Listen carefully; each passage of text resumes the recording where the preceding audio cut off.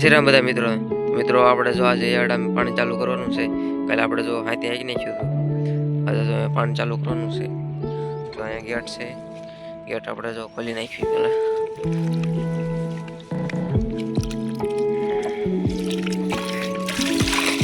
Gate ખુલી ગયો છે.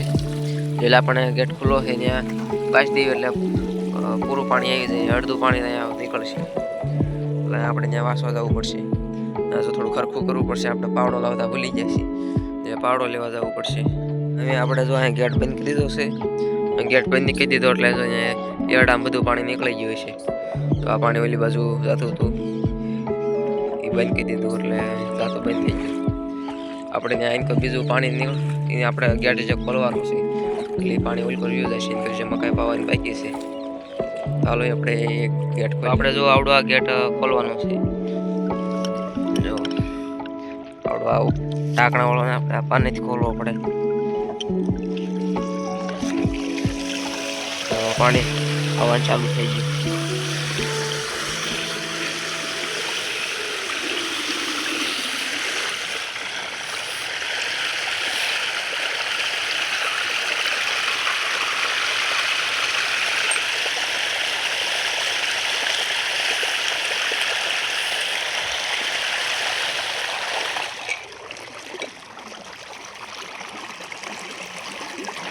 જો મિત્રો પાણી આવવાનું ચાલુ થઈ ગયું છે.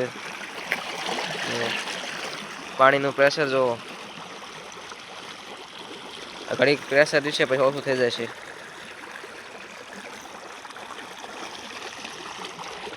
પાણી ચાલુ થઈ ગયું.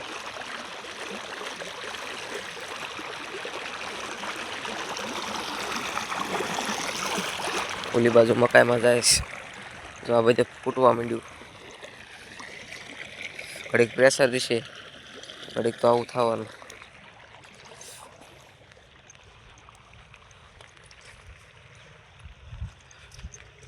તો પાણી તો જાય ગયો ઘા. તો ગેટ બંધ કરી દીધો એટલે જો બધું પાણી આવવા માંડ્યું. તો પાણી મેં ચાલુ કરી દીધું. તો ઊભા ધોરી આમ જશે એટલે ઓલી બાજુથી આપણે વાળતા આવ્યું એટલે એને કોઈથી ખોલવાશ ન કરવા. એને કોઈથી પાવાનું ચાલુ કરી દેવી એટલે એને કોઈથી પીતું આવે. હાથી તો બધા માઇક નાખ્યું એટલે થોડુંક હાલતા પાણીને વાર લાગશે.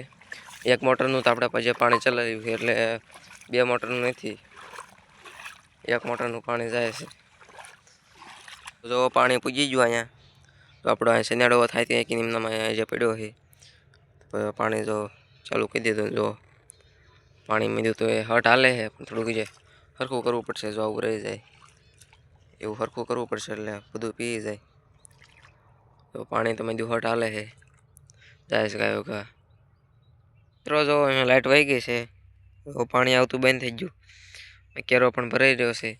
વાળવાનો હતો ત્યાં લાઇટ વહી ગઈ છે. જો કેટલા 5 કેરા પીધા છે. 5 કેરા પીધા ત્યાં લાઇટ વહી ગઈ. તો આપણો બ્લોગ અહીંયા પૂરો થાય છે. આવા નવા વિડીયો જોવા માટે આપણી ચેનલને લાઈક શેર અને સબસ્ક્રાઈબ કરી નાખજો. જય જવાન જય કિસાન.